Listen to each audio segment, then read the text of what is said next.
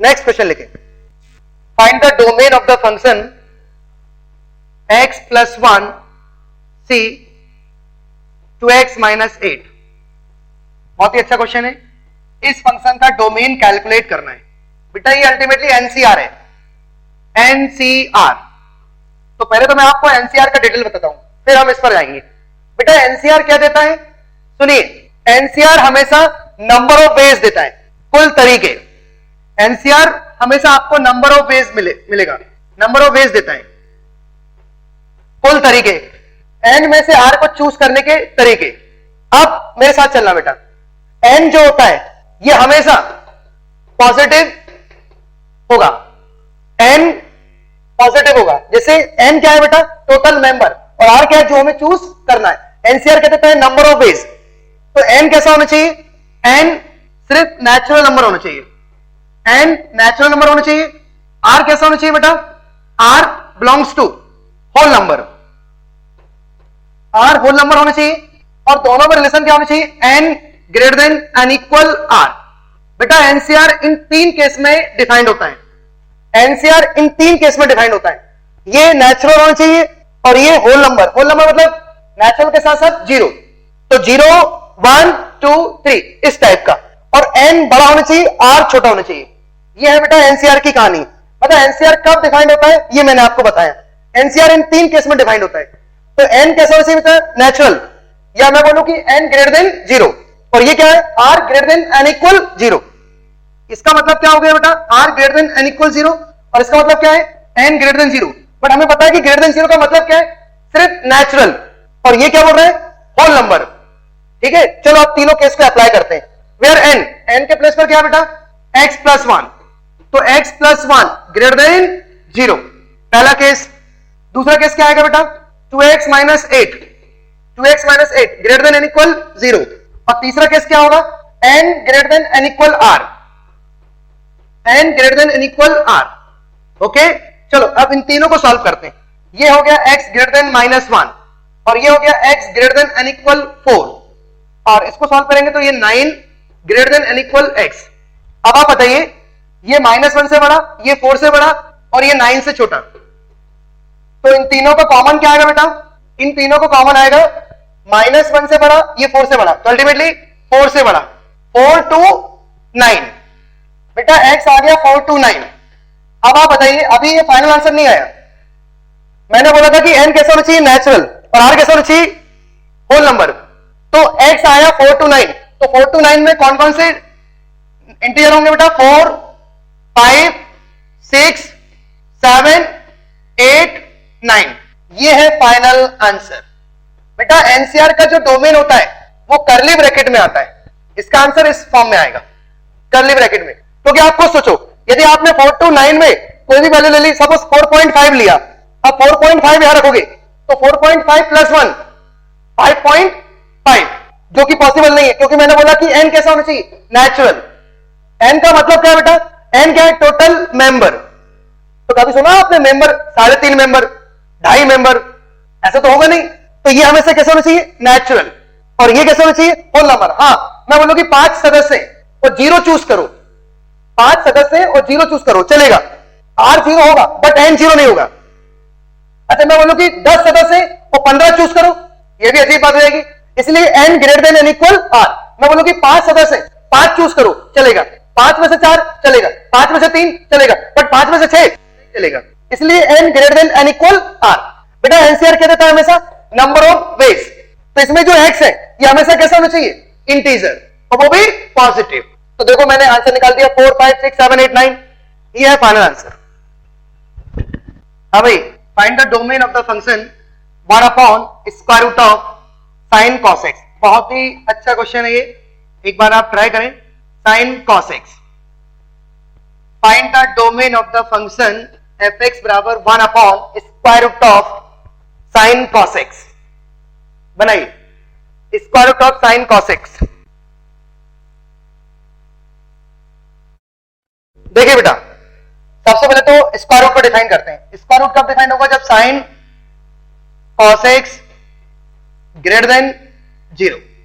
बस बेटा मुझे इस इनइक्वालिटी को सॉल्व करना है। ये है साइन के अंदर कॉस बैठा है, बेटा इसको मुझे पॉजिटिव बनाना है, अब मेरे साथ चलना है, साइन को पॉजिटिव बनाना है। अब मैं क्या करूंगा, पहले तो मैं कॉस को आर दूंगा। जैसे ही मैं कॉस को आर देता हूं, बेटा कॉस को मैंने दिया आर, अब जैसे ही कॉस को आर दिया तो कॉस ने आपको दिया -1 to 1, ओके। अब -1 to 1 में साइन की पोजीशन देखते हैं। चलो साइन का ग्राफ बनाते हैं। साइन का ग्राफ, ये मैंने साइन का ग्राफ बनाया, ओके। अब बताओ -1, अच्छा देखो 1 कहां आता है बेटा, π/2 पर, और -1 कहां आता है बेटा, -π/2 पर, ओके। अब आप बताओ π/2 मतलब 1.57, π/2 मतलब 1.57, तो बताओ 1 कहां आएगा, 1 यहां कहीं आएगा, ओके। -1 यहां कहीं आएगा, ठीक है। अब मुझे बताओ, मैंने बोला साइन को क्या दे रहे हैं आप, साइन को दे क्या रहे हो, -1 से 1 दे रहे हो। अब जैसे आप -1 से 1 दोगे तो ये क्या हो जाएगा, -1 पर साइन क्या हो जाएगा, -1 पर साइन क्या हो जाएगा, -sin1, जरा सोचो। और 1 पर साइन क्या हो जाएगा, 1 पर साइन क्या हो जाएगा, sin1, ओके। अब आप बताओ, जैसे आप -1 से 0 तक दोगे तो आपको वो क्या दे रहा है, -sin1 से 0, और -sin1 से 0, इसका मतलब है कि साइन नेगेटिव है, जबकि मुझे साइन को क्या करना है, साइन को क्या करना है, पॉजिटिव करना है। तो ये वाली वैल्यू आप उसको नहीं दोगे, ये वैल्यू नहीं दोगे, तो फिर क्या दोगे, 0 से 1। आपको सोचो, जब आप 0 से 1 दोगे तभी साइन पॉजिटिव होगा। देखो साइन पॉजिटिव कहां है, जब x 0 to 1 है, तो साइन को आप क्या दोगे, साइन को आप -1 से 1 नहीं दोगे, आप साइन को दोगे 0 to 1। अब साइन को आपने 0 to 1 दिया तो आपको कॉस को r नहीं देना होगा, क्योंकि r दोगे तो -1 से 1 देगा। अब जबकि मुझे चाहिए 0 से 1, तो सोचो कि cos 0 से 1, cos इज ऑलवेज पॉजिटिव, कहां 0 to 1 में, cos 0 to 1 कब देता है, जब आप cos को, अब देखो cos का ग्राफ बनाता हूं बेटा, मुझे cos का आउटपुट क्या चाहिए, 0 से 1, तो cos का ग्राफ जो होगा वो ऐसा कुछ होगा। देखो ये cos का ग्राफ है, अब डिमांड क्या है, 0 to 1, तो ये वाले रीजन की डिमांड है, और ये रीजन किस x पर आएगा बेटा, -π/2 से π/2। तो जब x -π/2 से π/2 होगा, जब x -π/2 से π/2 होगा, तब cos 0 to 1 होगा, और जब cos 0 to 1 होगा तब साइन पॉजिटिव होगा। तो बेटा आप cos को क्या दोगे, -π/2 से π/2। अच्छा बताओ, -π/2 से π/2 में इन दोनों को शामिल नहीं करना है। यदि आपने -π/2 दे दिया तो ये हो जाएगा cos π/2 0, और cos π/2 0, 0 का साइन क्या हो जाएगा, 0, 0 > 0 होता है क्या, नहीं। तो आपको सिर्फ क्या देना है, आपको सिर्फ -π/2 से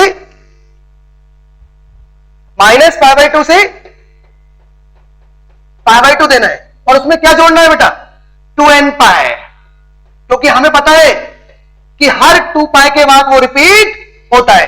मतलब ये है फाइनल डोमेन, ये इसका डोमेन है बेटा। यदि आप r दोगे तो वो -1 से 1 देगा, और -1 से 1 दोगे साइन को तो वो नेगेटिव भी देगा पॉजिटिव भी देगा, जबकि डिमांड है सिर्फ पॉजिटिव की। तो पॉजिटिव कब होगा साइन, जब साइन को आप 0 से 1 दो, और जब आप साइन को 0 से 1 दोगे तो cos 0 से 1 कब होगा, जब x -π/2 से π/2। ये मैंने सोचा क्वाड्रेंट के अंदर, फिर इसको मैंने जनरलाइज कर दिया, तो फाइनल आंसर है बेटा ये इसका डोमेन है। लेकिन नेक्स्ट क्वेश्चन देखो, square root of log base x cos 2πx, बहुत ही जबरदस्त क्वेश्चन है ये। देखो निकालो इसका domain, square root of log cos 2πx base x। अब आप डिफाइन करो स्क्वायर रूट को, सबसे पहले स्क्वायर रूट को डिफाइन करें, फिर बनेगी log इनइक्वालिटी। और कल ही मैंने सिखाया log इनइक्वालिटी सॉल्व कैसे करते हैं। पहले नंबर पर ध्यान देना, फिर बेस पर। Number is always positive, base is always positive but not equal 1। फटाफट 3 केस बनाओ इसके। देखिए सबसे पहले तो स्क्वायर रूट को आप डिफाइन करें, log base x cos 2πx greater than and equal 0। बेटा ये बनेगी log इनइक्वालिटी। अब इसको सॉल्व कैसे करते हैं देखिए, सबसे पहले तो आप cos 2 pi x को पॉजिटिव बनाए। पहला केस क्या आएगा बेटा, cos 2 pi x कैसा होना चाहिए, cos 2 pi x greater then 0, पहला केस। अब दूसरा केस क्या होगा कि अब आपकी नजर जाएगी बेस पर, इफ बेस 0 to 1, और बेटा मैंने सिखाया कि जब बेस 0 to 1 होता है तो इनइक्वालिटी चेंज। अब आप इसको सॉल्व करेंगे, तो जैसे सॉल्व करेंगे तो cos 2 pi x less than and equal, बेटा जब हम लॉग को रिमूव करते हैं तो RHS वाला नंबर बेस की पावर x की पावर 0 1, ठीक है। और सेकेंड केस क्या होगा, if base greater than 1, then cos 2 pi x greater than and equal 1। आप देखना बेटा, चलो अब इन तीनों को सॉल्व करते हैं, इसको तो हम बाद में सॉल्व करेंगे। अच्छा ये तभी है बेटा, ये दोनों केस तभी है जब ऐसा हो, ओके। तो एक काम करते हैं, पहले तो इसको देखें आप बेटा, cos 2 pi x less than and equal 1, ये ऑलवेज ट्रू है। इधर देखो, cos तो 1 से छोटा होता ही है फॉर ऑल x, मतलब ये पहले से ही डिफाइंड है, ये ऑलरेडी ट्रू है। आप देखें ये ऑलरेडी ट्रू है, तो किस x के लिए ट्रू है, r के लिए। तो इसका सॉल्यूशन क्या आएगा बेटा, x बिलोंग्स टू r, इसका सॉल्यूशन आएगा x बिलोंग्स टू r, क्योंकि ये तो पहले से ही सही है भाई। cos तो 1 से छोटा होता ही और 1 के बराबर भी होता है, तो चलो x बिलोंग्स टू r आ गया। अब बताइए इन दोनों का इंटरसेक्शन क्या होगा, इन दोनों को कॉमन, ये कब पॉसिबल है बेटा, जब x 0 to 1 हो, तो इन दोनों को कॉमन जो आएगा वो आएगा 0 to 1। ये तो आ गया इस केस का सॉल्यूशन। अब बताइए बेटा ये क्या बोल रहा है, cos 2 pi x 1 से बड़ा, ये तो पॉसिबल ही नहीं, cos कभी 1 से बड़ा होता ही नहीं, हाँ बट 1 के बराबर हो सकता है। तो आप बताइए cos 2 pi x, बेटा cos 2 pi x 1 के इक्वल है, तो देखिए cos 1 के इक्वल कब होता है, cos 1 कब देगा, जब x 0 हो, 2 pi हो, 4 pi, 6 pi, 8 pi, ultimately 2n pi। तो बेटा 2 pi x बराबर 2n pi, जरा सोचो, 2 से 2 कैंसिल, पाई से पाई कैंसिल, तो x बराबर क्या आ गया बेटा n। अब x बराबर n, where n integer, n integer है बेटा यहां पर। अब बताइए ये वैलिड कब है, जब x 1 से बड़ा हो, तो 1 से बड़ा इंटीजर कौन कौन सा होगा, तो बेटा इन दोनों को कॉमन क्या आएगा, 2 3 4 5, ये चला जा रहा है, ये है इसका सॉल्यूशन। या ऐसा बोल दो कि नेचुरल में से क्या निकाल दो बेटा, नेचुरल नंबर में से क्या निकाल दो आप, 1, ऐसा बोलो या ऐसा बोलो, बात एक ही। ये इसके सॉल्यूशन है बेटा, इसका सॉल्यूशन फाइनली ये और इसका सॉल्यूशन फाइनली ये। अब आप बताइए ये दोनों केस तब कब वैलिड है, जब ऐसा हो। चलो बेटा देखें, cos 2 pi x, बेटा cos पॉजिटिव अभी भी हमने देखा था, इसके पहले जो क्वेश्चन था कहां होता है, माइनस π/2 से π/2 में। बेटा cos पॉजिटिव कहां होता है, माइनस π/2 से π/2 में, और उसमें 2n pi जोड़ देंगे, बट x के प्लेस पर क्या आएगा बेटा, x के प्लेस पर 2 pi x, ओके, और इसमें 2n pi ऐड कर दो, 2n pi ऐड कर दो, क्योंकि हर 2 pi के बाद वो रिपीट होता है।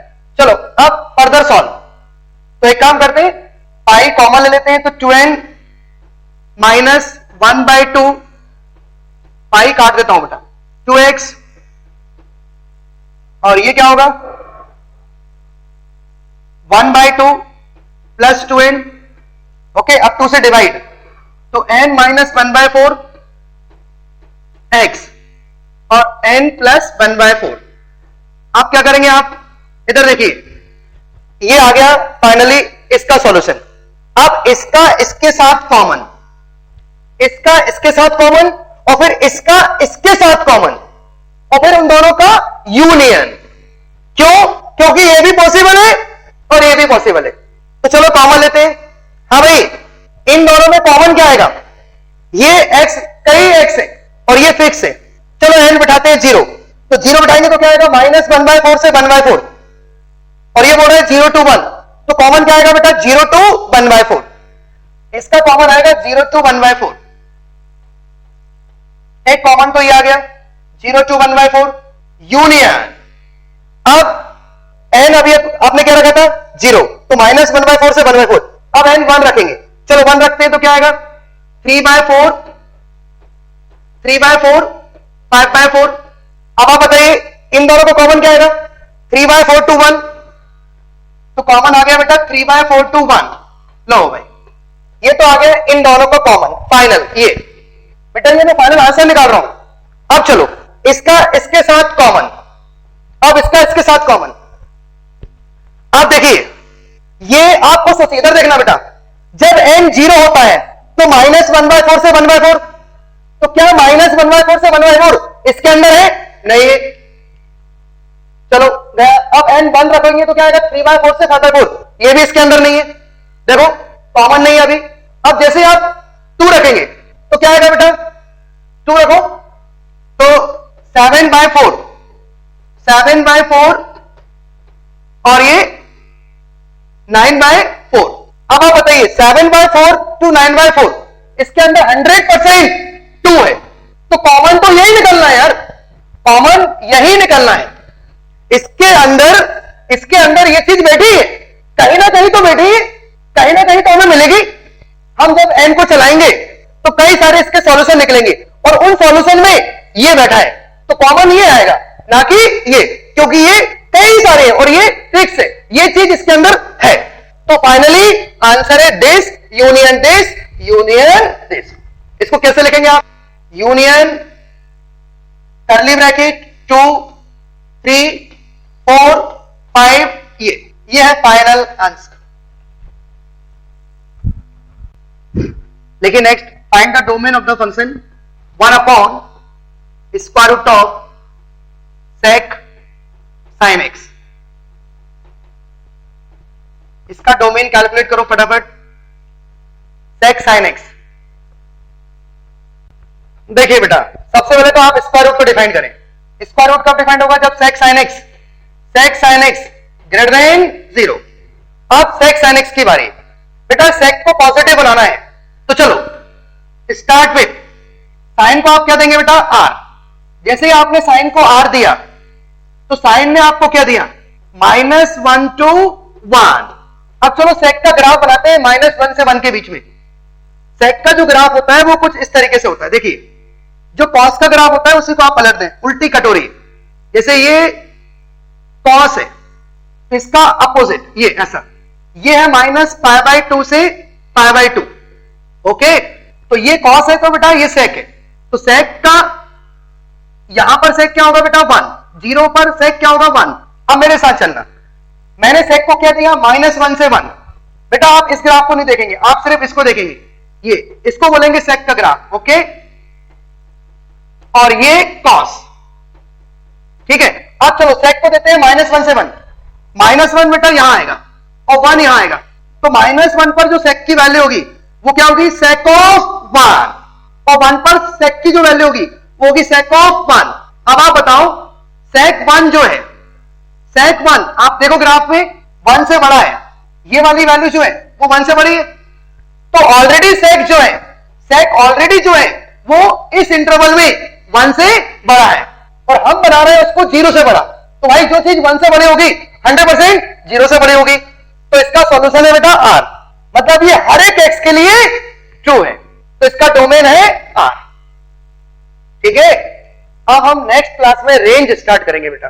आज हमने डोमेन कंप्लीट कर लिया, डोमेन पर मैंने कई सारे इलस्ट्रेशन आपको बता दिए। ठीक है।